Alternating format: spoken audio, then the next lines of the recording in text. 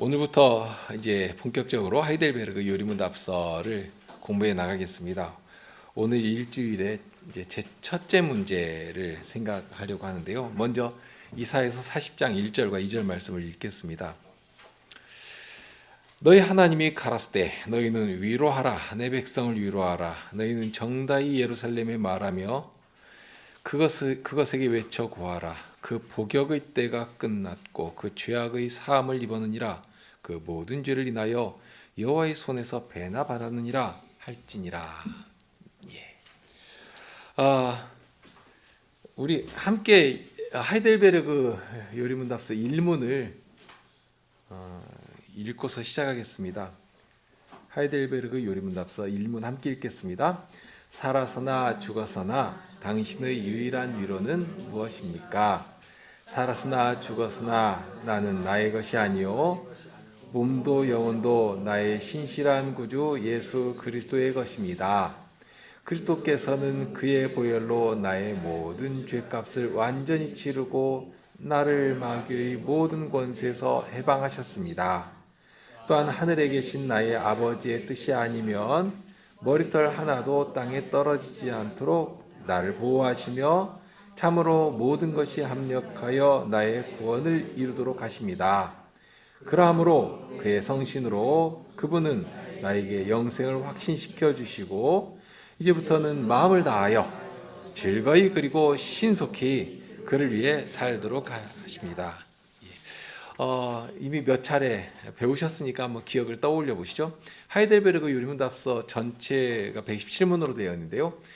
그 117문으로 되어 있는 이 전체 내용 가운데 내용을 크게 세 부분으로 나눠서 배우게 됩니다. 가장 먼저 나오는 것이 우리의 죄와 비참에 관하여죠. 그리고 두 번째 나오는 것이 우리의 구속에 관하여. 그리고 마지막 제3부라고 해야 되겠죠. 그것은 우리의 감사에 관하여 이렇게 구분해서 배우게 됩니다. 그런데 이제 일주일, 첫째 주일에는 이제 그 내용에 본격적으로 들어가기 전에 먼저 우리의 마음을 준비하도록 하고 있습니다. 특히 죄로 말미암아서 고단하고 슬픔 가운데 있는 주의 백성들을 향해서 위로의 말을 전하도록 하시는데요. 예수님께서 하신 말씀이 있습니다. 마태복음 11장 28절 말씀인데요. 수고하고 무거운 짐진 자들아 다 내게로 오라 내가 너희를 쉬게 하리라. 정말 예수님 안에서 쉼을 얻을 수 있도록 여기서도 바로 동일한 말씀을 전하죠. 살았으나 죽었으나 나의 유일한 이유가 무엇인가 하는 사실을 그리스도 예수님 안에서만 찾도록 하고 있습니다. 고린도전서 15장 말씀을 볼지라도 거기서는 부활의 소망에 대해서 전하고 있는데요. 그것은 우리의 삶이라고 하는 것이 이 땅으로 끝나는 것이 아니다 하는 사실을 알도록 합니다. 오히려 이 땅에서 사는 우리의 삶이라고 하는 것은 굉장히 유한하고 한정적입니다. 그것과 비교할 때 우리에게 예비되어 있는 그런 일들은 비교할 수 없이 장구한 일입니다. 장구하다는 표현을 사용을 했는데 우리의 시작은 분명 유한한 존재이기 때문에 출발이 있습니다. 출발이 있지만 우리의 미래는 영원하다 하는 말로 표현할 수밖에 없습니다. 하나님의 영원하심과는 분명 구별이 있고 차별이 있습니다. 하나님의 영원하심은 시작도 없고 끝도 없습니다. 반면 인생은 시작이 있을지라도 이제 하나님의 성품에 참여하는 자가 되기 때문에 예수님 안에서 믿는 자들을 모두 예수님 안에 연합시켜 주시고 이제 예수 그리스도의 몸으로 살아가도록 하시지 않습니까? 우리가 그 이후로는 이제 영원한 생명을 얻은 자로서 하나님의 영원성 속에서 하나님을 영원토록 즐거워하고 하나님을 찬송하게 된다 하는 것입니다. 바로 이런 소망이 우리에게 있는데 만일 이런 소망을 모른다면 그래서 이 땅이 전부인 것처럼 알고 살아가 버리면 어떻게 되겠습니까? 믿지 않는 사람들이나 아무런 차이가 없게 되지 않겠습니까? 부자와 나사로의 비유에서도 생각하시는 비밀이 있는데요. 그 내용을 한번 읽고서 좀 생각해 보겠습니다. 누가복음 16장 20절 이하인데요. 31절까지 읽겠습니다. 나사로라 이름한 한 거지가 헌대를 앓으며 그 부자의 대문에 누워 부자의 상에서 떨어지는 것으로 배불리려 하며 심지어 개들이 와서 그 헌대를 핥더라. 이에 그 거지가 죽어 천사들에게 받들려 아브라함의 품에 들어가고 부자도 죽어 장사되매 저가 음부에서 고통 중에 눈을 들어 멀리 아브라함과 그의 품에 있는 나사로를 보고 불러가로되 아버지 아브라함이여 나를 긍휼히 여기사 나사로를 보내어 그 손가락 끝에 물을 찍어내 열을 서늘하게 하소서. 내가 이 불꽃 가운데서 고민하나이다. 아브라함이 가로되 예 너는 살았을 때에 네 좋은 것을 받았고 나사로는 고난을 받았으니 이것을 기억하라. 이제 저는 여기서 위로를 받고 너는 고민을 받느니라. 이뿐 아니라 너희와 우리 사이에 큰 구렁이 끼어 있어 여기서 너희에게 건너가고자 하되 할 수 없고 거기서 우리에게 건너올 수도 없게 하였느니라. 가로되 그러면 구하노니 아버지여 나사로를 내 아버지 집에 보내소서. 내 형제 5이 있으니 저희에게 증가하게 하여 저희로 이 고통받는 곳에 오지 않게 하소서. 아브라함이 가로되 저희에게 모세와 선지자들이 있으니 그들에게 들을지니라. 가로되 그렇지 아니하니이다. 아버지 아브라함이여 만일 죽은 자에게서 저에게로 가는 자가 있으면 회개하리이다. 가로되 모세와 선지자들에게 듣지 아니하면 비록 죽은 자 가운데서 살아나는 자가 있을지라도 권함을 받지 아니하리라 하였다 하시니라. 너무 익숙하고 잘 아는 내용이죠. 그리고 내용 자체를 보더라도 어려운 이야기가 아닙니다. 아주 쉽게 되어 있습니다. 그런데 이 쉬운 이야기에 담고 있는 내용은 굉장히 무겁습니다. 다 아시는 것처럼 한 부자가 있는데요. 이 부자는 이방인 부자가 아닙니다. 나름 신실한 유대인이었습니다. 혹시는 예수님을 찾아왔던 부자 관원과 같이 명망 있고 권세 있는 그런 부자였는지도 모릅니다. 이 내용에 보면 아브라함을 아버지라고 부르고 있거든요. 그리고 아브라함도 너 왜 나를 아버지라고 부르느냐 하는 책망을 하지 않습니다. 그 사실을 그대로 인정하고 있거든요. 그러니까 아브라함을 아버지라고 부를 만한 그런 사람이었다는 것입니다.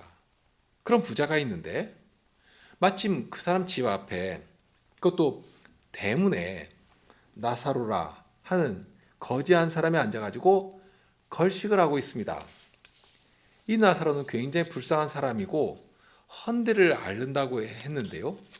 그냥 헌대 조금 앓는 정도가 아니라 개가 와가지고 핥아먹을 정도로 굉장히 심각한 그런 고통 가운데 사는 사람이었습니다. 병증이 심하였기 때문에 아마 노동도 할 수가 없었을 것이라 예상할 수 있습니다. 뭐 누가 써주는 사람이 있어야 할 것이고 또 몸이 아파서 일을 할 수도 없고 그러니 목숨을 부지할 수 있는 유일한 방법이라고 하면 그래도 자기를 쫓아내지 않고 상에서 떨어지는 음식이라도 먹도록 해주면 이제 그런 집에 붙어가지고 살아가는 이제 그런 사람입니다. 이제 그런 사람이 이 부자의 대문에 앉아가지고 목숨을 부지하면서 살아가고 있습니다. 그리고 시간이 지나 거지도 죽고 부자도 죽게 되었는데요. 죽었는데 보니까 거지는 천사들에게 받들려 아브라함의 품에 들어가고 그런데 부자는 음부로 떨어져 버립니다. 이 부자가 음부에 떨어진 이유가 무엇인가? 이 말씀을 통해서 추론해 볼 수 있는 이유는 딱 하나입니다. 하나님의 말씀을 믿지 않았기 때문입니다. 하나님의 말씀을 믿지 않고 순종하지 않은 사람이었습니다.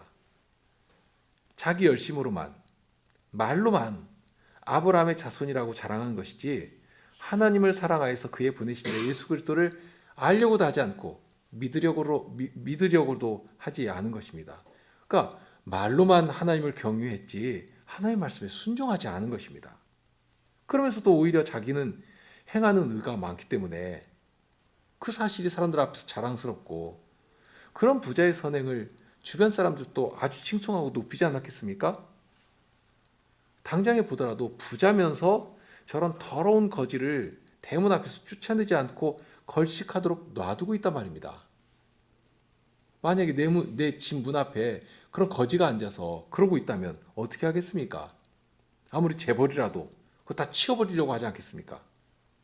그런데 이 사람은 그렇게 하지 않고 있습니다. 다만 사람의 인정과 사람의 칭찬은 좋아할 수 있었겠지만 하나님을 아는 일이나 하나님의 인정받는 일에는 별로 관심이 없는 듯 보입니다. 이 사람이 딱 예수님의 말씀에 경계로 알려주신 그런 사람이었습니다. 사람의 목숨은 빼앗는, 사람은 두려워하면서도 정작 몸과 영혼을 지옥에 멸하시는 하나님에 대해서는 두려움이 없는 사람이었습니다. 사람만 보이고 하나님은 보이지 않으니까. 그리고 이 부자의 형제들도 5이나 있었는데 똑같은 사람들이었습니다. 땅에 살아 있으면서 하나님의 말씀에 귀를 기울일 생각을 하지 않는 자들입니다. 혹시 죽은 이 나사로를 보내가지고 살아있는 형제들에게 이 사실을 좀 전해주셔라. 이 지옥이 있고 지옥 고통이 너무나 힘든 곳이다. 그거 좀 알려주셔라. 그러면 이 지금 죽었던 사람이 살아서 말을 하니까 얼마나 놀라운 일입니까? 그러면 믿을 것이라고 말했지만 저들은 그럴 생각이 없는 자들이었습니다. 죽은 나사로가 다시 살아서 하나님의 말씀을 전한다 할지라도 하나님을 믿지 않을 그런 사람들이었습니다. 그리고 또 하나 중요한 특징이 있었는데요. 25절에 보면 이런 말씀이 나옵니다. 아브라함이 가로되 예, 너는 살았을 때 네 좋은 것을 받았고 나사로는 고난을 받았으니 이것을 기억하라. 이제 저는 여기서 위로를 받고 너는 고민을 받느니라. 그러니까 지금 이 나사로는 땅에서 살 때 아주 고통 가운데 있고 고난을 받았지만 소망하는 일이 있었다 하는 것입니다. 그리고 마침내 그 소망하던 것을 받은 것뿐입니다. 부자는 살았을 때 좋은 것을 받았습니다. 원하는 것이 다 이 땅에 있었습니다. 그러니 그거 누리며 사는 것입니다. 자기가 소망하는 것을 다 누리고 살았으니 여한이 없었다 하고 말할 수 있는 그런 사람이었습니다. 온갖 것 즐기며 땅에서 자기 힘과 자기 능력으로 얼마든지 원하는 그런 즐거움, 인생 행복, 위로를 찾아가며 그 누리고 살아간 것입니다. 그 너머에 있는 것에 대해서 생각할 마음이 조금도 없었습니다. 온통 이 땅, 이 세상, 그것이 전부였습니다. 죽어서의 위로 생각할 필요도 없었고요. 너무 즐거우니까. 생각하지도 않은 것입니다. 그런데 막상 죽었습니다. 죽었는데 기다리고 있는 것이 무엇인가? 반면에 나사로는 어땠습니까? 소망하는 것이 있었다 하는 것이죠. 그 소망하는 것이 무엇인지를 알 수 있지 않습니까? 아브라함의 품에 안기는 것입니다. 마태복음 5장 4절에 보면 애통하는 자가 복이 있다고 했습니다. 무엇 때문에 복이 있는가? 슬픔 가운데 있고 애통하는데 뭐가 복이 있습니까? 그럼에도 복이 있다라고 말씀하신 것은 애통이 애통으로 끝나지 않기 때문입니다. 애통하는 자에게 있을 선물이 있습니다. 애통을 등이 넘어설 만한 위로가 준비되어 있기 때문입니다. 위로는 어떤 자에게 주어지는 선물인 것을 알려주고 있는데요. 위로는 어떤 자에게 필요한가? 어떤 자에게 주어지는 선물인가? 애통하는 자입니다. 그러면 애통하는데 무엇 때문에 애통하는 것인가? 위로라고 하는 것이 그렇지 않습니까? 부자처럼 누릴 것 다 누리고 즐길 것 다 즐기고 그런 사람에게 혹시는 나사로 같은 사람이 다시 살아가서 이거 죽음 너머에 이런 일들이 있다. 그런 이 땅에서부터 하나님의 말씀을 순종하고 살아야 된다. 하는 말을 한다 할지라도 무슨 위로를 전할 수 있겠습니까? 어떤 말을 한다 할지라도 아마 귀등에도 닿지 않을 것입니다. 당신 그렇게 이 땅이 전부인 것처럼 하루살이처럼 살아서는 안 된다고. 이 땅이 끝이 아니라고. 이 땅에 모든 마음을 쏟고 살다가는 망하는 것이라고. 그렇게 한다면 그 5 형제, 그 부자들이 뭐라고 말하겠는가 하는 것입니다. 얼마나 하찮고 가소롭게 보이겠습니까? 지금 거지가 되어가지고 부자 생각하는 말을 한다 하는 그런 조롱을 퍼붓지 않겠습니까? 위로라고 하는 것이 그렇습니다. 슬퍼하고 아파하는 사람에게 해당하는 귀한 선물입니다. 자기 하고 싶은 대로 다 살아가는 그런 사람에게 위로한다고 해서 뭐가 위로가 되겠습니까? 아무런 위로도 될 수가 없는 것입니다. 나사로가 소망했던 것이 무엇인지를 알 수 있습니다. 비록 몸에 헌대가 잔뜩 있고 캐가 와서 핥을 정도의 사람이었습니다. 몸이 자유롭지를 못하고 또 먹고 사는 것도 부자의 상에서 떨어진 그 부스러기라도 있어야 겨우 목숨 부지하고 살 수 있는 사람이었습니다. 그런데 이 나사로는 이 땅에 소망을 두고 살지 않았습니다. 이 땅에서 어떻게 회복하고 어떻게 잘 살 것인가, 그거 바라지 않았습니다. 오히려 세상 너머의 복된 나라를 바라보며 주께서 약속하신 그 나라를 소망하고 살았습니다. 그러면서 이 세상에서는 부자의 상에서 떨어지는 그 음식 부스러기 정도만이라도 만족하며 감사하며 살았습니다. 그런 음식 먹는다고 거기에 대해서 원망하며 왜 하나님께서 나는 이렇게 구차하고 불쌍하게 만드시는가? 원망하는 것이 전혀 없었습니다. 오히려 구차한 것이 아니라 그렇기 때문에 보는 관점의 차이고 삶의 가치에 대한 접근 방식이 얼마나 차이가 나는가 하는 것이죠. 예수님을 믿지 않는다면 과연 이 나사로가 품었던 그 소망을 갖지 않는 그런 사람들이라면 이 나사로에 대해서 어떤 평가를 내릴 것입니까?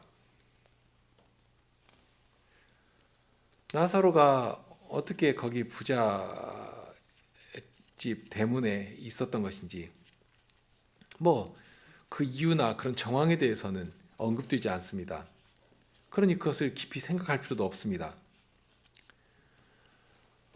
자칫 비유라고 하는 것이 전하는 그 중심 메시지에서 벗어나서 다른 이야기를 하면 예수님께서 전하고자 하시는 말씀과는 전혀 다른 이야기를 하게 되는데요. 비유를 해석하는 방법은 아닐 것입니다. 지금 예수님께서 이 비유를 통해서 가르치는 말씀, 그 말씀은 나사로가 소망하며 바라보며 산 것이 무엇인가 하는 데서 출발하고 있습니다. 그거 대비해서 부자가 추구하며 누리며 만족하던 것이 무엇인가를 또한 비교하도록 하고 있습니다. 분명한 것은 있습니다. 나사로는 그 마음 가운데 늘 하나님의 말씀이 살아 움직였습니다. 그래서 그 말씀 가운데 약속하신 세상 너머의 안식을 갈구하고 있습니다. 정말 위로가 갈급한 사람이었습니다. 이 땅에서는 고통스럽고 배가 고프고 또 몸이 아프고 불편하고 할지라도 이 나사로의 마음 가운데 가득한 그 소망은 주님 품 안에서 누리게 될 참된 위로, 참된 안식이었습니다. 그것도 그냥 꿈꾸는 이야기가 아닙니다. 믿지 않는 사람들도 삶이 퍽퍽하고 힘이 들면 이런저런 꿈을 꾸지 않습니까? 하다못해 로또라도 되는 꿈을 붙잡고 살아가는 것입니다. 그런데 나사로는 그런 허황된 꿈을 꾸고 있지 않습니다. 아주 확실한 약속을 붙들고 있습니다. 여호와의 말씀입니다. 주님의 말씀이 보장해 주신 미래에 대한 이야기입니다. 고린도전서 15장에 나오는 말씀처럼 성도의 죽음은 죽음으로 끝나지 않기 때문 아니겠습니까? 주님께서 다시 오실 때 이루어질 말할 수 없이 복되고 영광스러운 미래, 그뿐만이 아니라 죽으면 죽음으로 끝나는 것이 아니라 주님 앞에 서게 될 그 일에 대한 것. 그렇기 때문에 이 땅에 대해서 우리가 살아가는 이 세상에 대해서 바른 판단을 하고 객관적으로 분별하며 살아갈 수 있게 되는 것입니다. 그렇지 않으면 미련하고 어리석어집니다. 굉장히 자기 시각에 갇혀버리거든요. 사도가 평가한 대로 그 생각이 허망해지고 미련한 마음이 어두워지게 되는 것입니다. 봐야 할 걸 보지 못해요. 그리고 이상한 짓들을 많이 하게 되는 것입니다. 그런데 나사로는 아주 분명하게 알았습니다. 비록 현실은 갑갑하게 보이고 아프고 슬프고 고통스럽고 하지만 그 너머에 약속된 주님의 말씀, 주께서 주실 참된 위로, 그 위로가 있기에 그 위로를 소망하며 살아간 것입니다. 그러면 나사로가 받았던 위로, 혹은 구약 선지자들을 통해서 약속하신 위로가 무엇이었는가? 다른 것도 있지만 오늘 읽은 이사야서 40장 1절에 보면 이런 위로의 말씀을 전해 주십니다.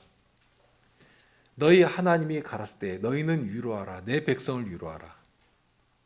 지금 위기 앞에 서 있는 이스라엘을 향해서 하신 말씀입니다. 굉장히 경각간에 달린 막 위태로운 상황입니다. 위기의 시대를 살아가고 있습니다. 그런데 문제가 뭐냐면 지금 이사야 선지자가 정말 안타깝게 이거 외치고 있는데요. 지금 분명 위기인데, 현실이 위기인데 실은 이스라엘은 위기로 인식하고 있지를 않다는 것입니다. 오히려 반대입니다. 조금만 있으면 이거 회복된다. 솔로몬의 영광을 다시 얻을 수 있다. 조금만 참자 하며 부푼 꿈을 꾸며 살아가고 있었습니다. 왜 그런가 하면 히스기야 왕의 그 종교 개혁이 정말 효과를 보이고 있는 것처럼 보이는 그런 때였기 때문입니다. 종교 중흥이 일어났고요. 또 외세도 정말 놀라운 능력으로 물리쳤거든요. 어마어마한 아수르의 공격을 얼마 전에 막아낸 그 이후입니다. 그러면서 바벨론과 막 신흥제국이죠. 바벨론과 마치 동등한 자리에서 외교를 맺는 그런 것처럼 보이는 그런 때이기 때문에 이것은 하나님께서 우리에게 주신 기회다. 이제 다시 솔로몬의 영광을 기대할 수 있는 그런 때가 되었다 하고 생각할 수 있는 그런 그 때라 말입니다. 그런데 실은 그런 안정, 그런 회복을 잠시 허락하신 이유가 있었습니다. 이들이 잘하기 때문에, 또는 종교적인 일, 예배를 굉장히 성대하게 했고요. 또 멋지게 종교 예전도 만들어서 아주 사람들로 하여금 이 종교심을 팍팍 심어줄 만한 그런 부흥을 일으켰거든요. 그렇기 때문에 그런 위로, 그런 회복을 대가로 주신 것이 아닙니다. 이미 1장에서부터 이사야 선지자를 통해서 맹렬하게 책망하신 것이 있습니다. 무엇인가 하면 여호와께서 말씀하시되 너희의 무수한 재물이 내게 무엇이 유익하뇨?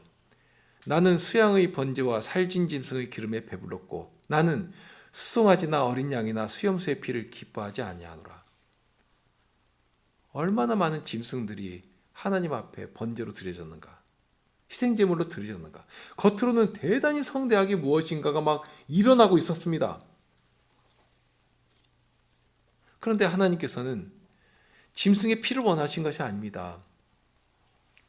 거기서 나는 그 연기를 바라신 것이 아닙니다. 오히려 하나님께서 바라신 것인데 너희 마음을 찢으라 하는 것입니다. 겉에 있는 옷을 찢으며 먼지를 뒤집어쓰며 뭐 굉장한 것 하는 것처럼 그렇게 하나님을 기망하는 그런 일 하지 말라는 것입니다. 그런데 그들은 제사도 그렇게 성대하게 지키고 종교 예전도 그렇게 멋지게 하고 하니까, 그러면서 잘한다고 생각을 했습니다. 그런 자들을 향해서 하나님께서는 두려운 경고를 하십니다. 어떤 때는 저들이 아주 아프도록 뼈가 부스러지도록 치기도 하시고 어려운 자리에서 정신을 차리도록 사랑의 채찍으로 징계도 하십니다. 그런데 저들의 미련함은 점점 더 심해집니다. 하나님께서 징계를 하시면 현실적인 어려움이 생기니까 그런 데는 하나님께 나아가고 구하고 그런 일이 있지 않습니까? 그런데 그런 어려움 가운데서도 회개하는 것이 아니라 어려우니까 부지런히 자기 살 길을 위해서 엄한 데를 쳐다보는 것입니다. 회개하는 것이 아니라 저 사람은 바알을 섬기니까 저렇게 부자가 되는구나. 바알이 신통력이 있는가? 저 사람은 하나님 말씀을 따르지 않고 세상의 방식대로 살아가니까 저렇게 출세하고 성공하는 것이구나. 나는 하나님 말씀 지킨다고 지켰더니 요 모양 요 꼴인데 하면서 야, 그럼 나도 세상에서 성공하고 출세하기 위해서는 저 신을 섬기면 되지 않겠는가? 아니면 저 사람이 살아간 방식대로 하나님 말씀 굳이 그렇게 지킬 필요 없이 저 사람이 살아가는 방식대로 살아가면 훨씬 더 유리하고 잘 될 것이 아닌가 하고서는 그런 미련하고 죽는 자리로 간 것입니다. 이 신도 섬겨보고 저 신도 섬겨보고 또는 세상의 방식도 따라보고 세상의 방식을 쫓아서 이렇게 저렇게 해보고 그러니 한 다리는 하나님께 걸치고 한 다리는 우상과 세상에 걸쳐놓고 살아가는 하나님께서 어떤 사랑으로 이들을 돌보셨는가? 무엇보다 하나님께서 이들을 여전히 사랑하신다, 사랑하고 계신다 하는 증거가 무엇인가 하면 선지자들이었습니다. 여전히 저들과 함께하는 선지자들이 있었습니다. 이사야도 그중 한 사람 아닙니까? 이사야를 이어서 예레미야도 그렇고 하나님께서 선지자들을 보내시면서 하나님의 중심에서 타오르시는 그 사랑의 심정을 전해주셨습니다. 우리가 잘 아는 말씀 예레미야 4장 1절인데요. 이스라엘아 내가 돌아오려거든 내게로 돌아와라 하는 하나님께서 거기 계시니까 하나님께로 돌이키라 하나님을 향해 움직여라 하고 부르시는 것입니다. 그러나 이들은 아직도 더 맞아야 하고 더 큰 징계 가운데로 떨어져야 했습니다. 저들의 완고함이 이 세상이라고 하는 것, 자기라고 하는 것이 저들의 눈과 귀를 완전히 틀어막고 있었습니다. 그러니 그것을 완전히 깨뜨려 버리시기까지는 주의 징계도 멈추지 않으시는 것입니다. 다만 그 가운데서 하나님께서는 준비하고 계시는 것이 있었습니다. 저들에게 징계를 내리시되 다시 살도록 책망하시는 것이고 다시 회복하도록 징계하시는 것입니다. 그 중심에 당신의 위로를 전하시는 이 이사야서의 말씀이 있습니다. 너희 하나님이 가라사대 때 너희는 위로하라 내 백성을 위로하라 하고 말씀하십니다. 하나님께서 준비하신 것은 저들을 향한 위로입니다. 위로인데요. 다만 문제가 하나 있습니다. 이어지는 2절 말씀에 보면 너희는 정다이 예루살렘에 말하며 그들에게 외쳐 고하라. 그 복역의 때가 끝났고 그 죄악의 사함을 입었느니라. 그 모든 죄를 인하여 여호와의 손에서 배나 받았느니라 할지니라. 위로를 말씀하시는데 2절에 보니까 복역의 때를 말씀합니다. 또는 여호와의 손에서 배나 받는 징계. 그러니까 그것이 이 당시 선지자가 위로의 말씀을 선포하던 이때의 예루살렘에 대한 경우인데요. 다만 그러면 그 복역이라고 하는 것 또는 하나님으로부터 배나 받는 징계 이것이 이 이사야 선지자가 이 말씀을 전할 때 예루살렘에 혹은 유대 땅에 있었던가? 아직은 아니거든요. 그러니까 복역의 때라고 하면 포로로 잡혀간 이후의 시간을 말합니다. 마치 감옥에 갇힌 것처럼 그렇게 된 후에 일어날 약속입니다. 그러면 지금 40장에서 말씀한 이 말씀은 어떻게 되는가 하면 위로를 말씀하시면서 앞으로 너희의 복역의 때를 다 마치고 죄에 대해서도 여호와께서 배나 되는 징계를 다 이들이 받아내고 그러면 이제 끝났다. 죄악의 사함을 얻은 것이다. 하고 말씀하시는 것이니까요. 그런데 아직은 복역의 때가 시작도 안 했거든요. 자, 그러면 이런 말씀이 무슨 의미인가? 이것은 오히려 위로를 말씀하시는데 두려운 심판에 대한 경고가 함께 나아갑니다. 이 말씀은 경고로 끝나지 않는다는데 큰 소망의 빛이 담겨 있는데요. 왜 그런가 하면 하나님의 징계를 넘어선 위로가 동시에 담겨 있기 때문입니다. 이들을 징계하시는 것은 무엇인가? 풀무 가운데서 이들을 건져내신 이유가 무엇인가? 회복하시고 정결한 백성으로 하나님 앞에 다시 세우시기 위하심입니다. 거룩한 백성으로 진정 참된 예배 자리에 다시 서게 해주실 것을 하나님께서 약속하고 계시는 것입니다. 하나님께서는 이들을 사랑하시기 때문에 선지자를 통해 당신의 뜻을 전하십니다.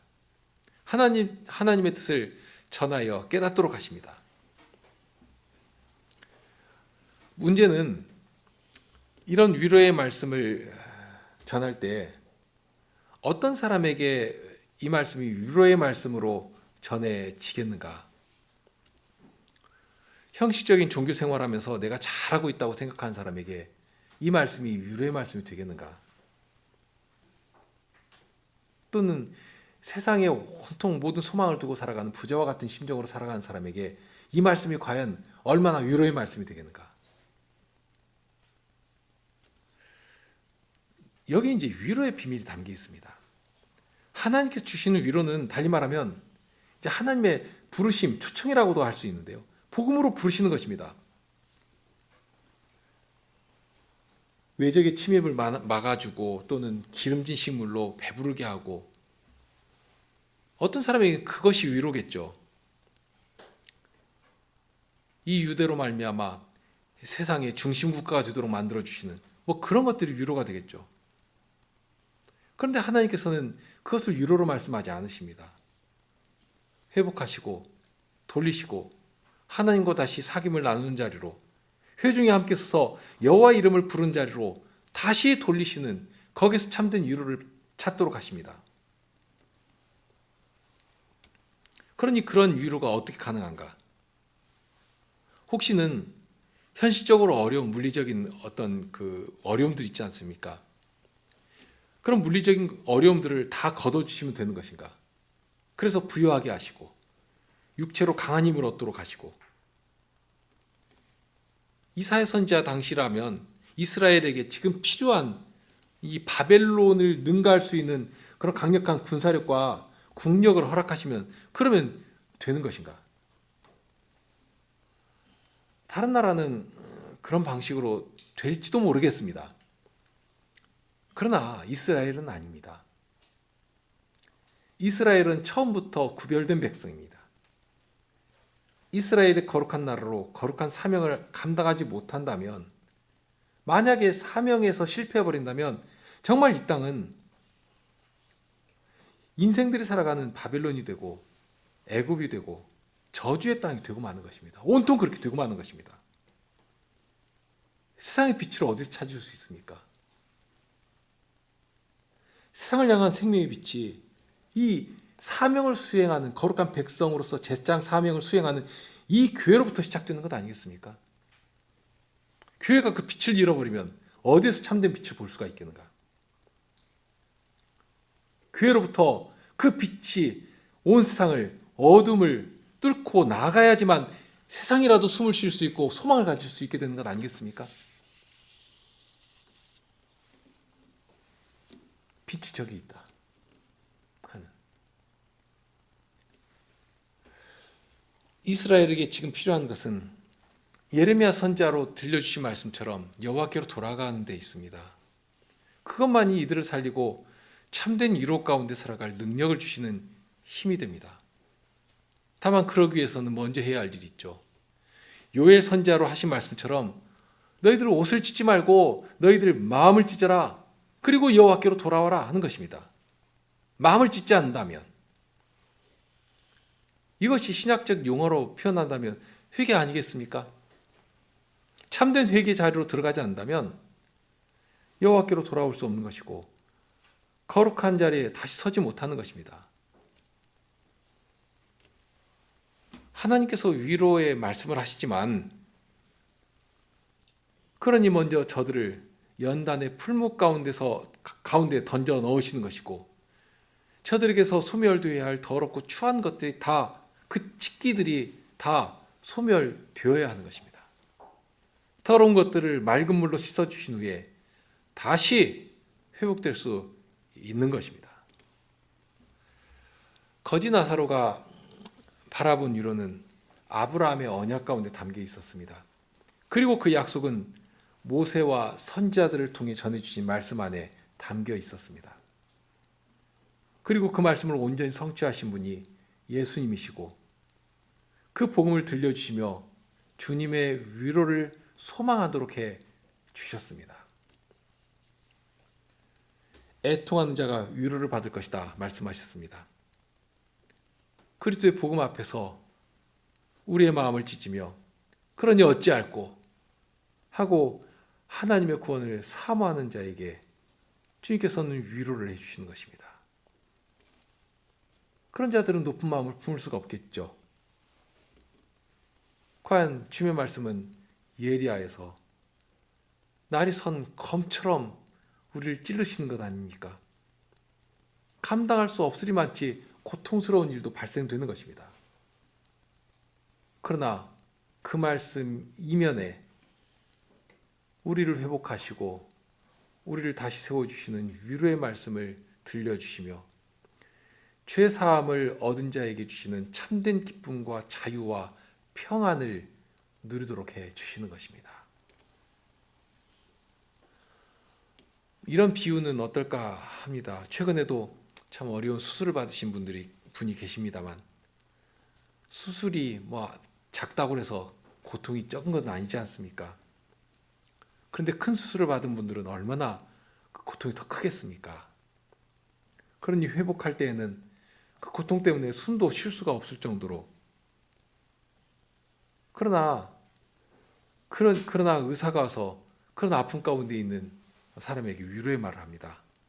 지금은 좀 아프지만 수술이 굉장히 잘 되었고 이 악성 종양이 모두 제어가 되었다고, 그러니 이 잠시 아픔을 견디면 이제 건강한 몸으로 다시 생활할 수 있게 되는 것이라고 이 확신의 참말로 위로할 때 참 그 아픔을 이길 힘도 얻을 수 있게 되는 것 아니겠습니까?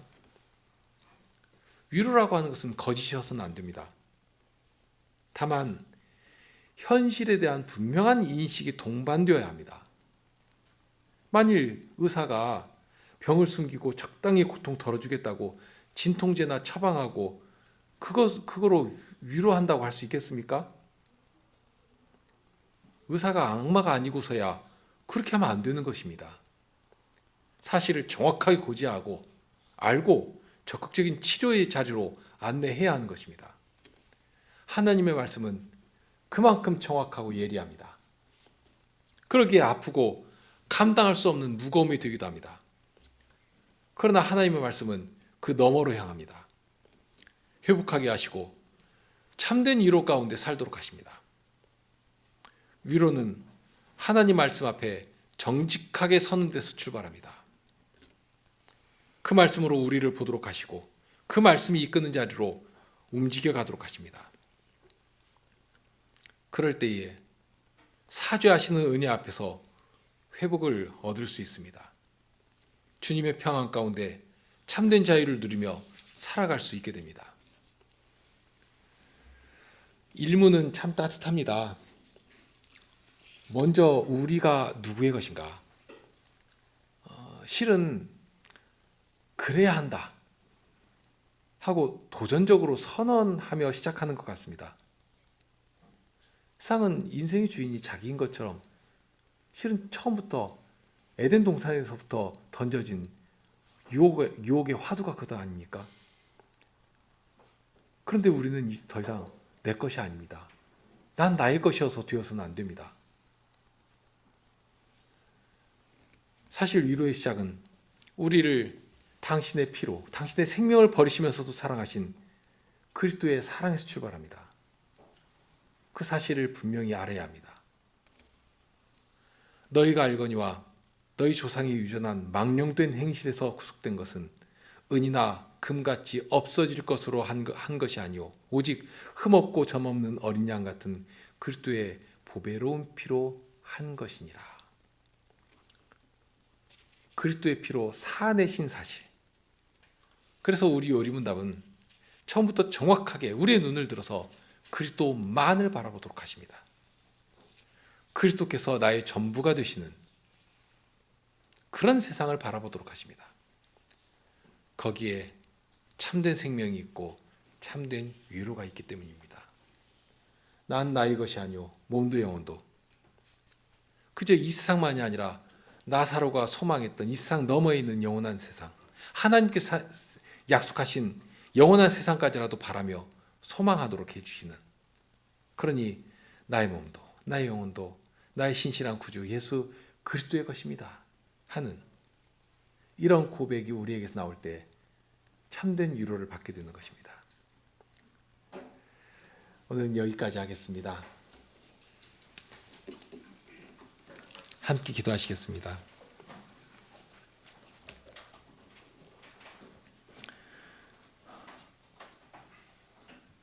저희 마음과 저희 생각에 가득한, 또는 저희 눈에 가득한 그릇되고 헛된 것을 주님의 말씀 앞에서 다 벗겨내 주시고 참된 위로와 영원한 소망이 어디 있는 것인지를 주님의 말씀 가운데서 발견하게 하시며, 그리하여서 잠시 즐겁고 허망하며 허탈한 가운데 끝나버리는 그런 자리에 머무는 일이 없이 영원토록 샘솟듯 저희의 기쁨과 저희의 평안이 되시는 주님만을 바라며 살아가는 주의 백성들이 되게 하여 주옵소서. 이런 자들이 세상에 나아가 평안의 복음을 전하는 그 사명을 감당하게 될 것입니다. 저희가 머무는 곳마다 질시와 분쟁과 알력과 다툼이 있던 그 자리가 섬김과 봉사와 사랑으로 말미암아 따뜻해지는 그런 사회가 될 수 있는 그런 주의 백성들로 저희를 드리며 살아갈 수 있게 은혜로 돌보아 주시옵소서. 이제 일주일의 생활이 저에게 예비되어 있습니다.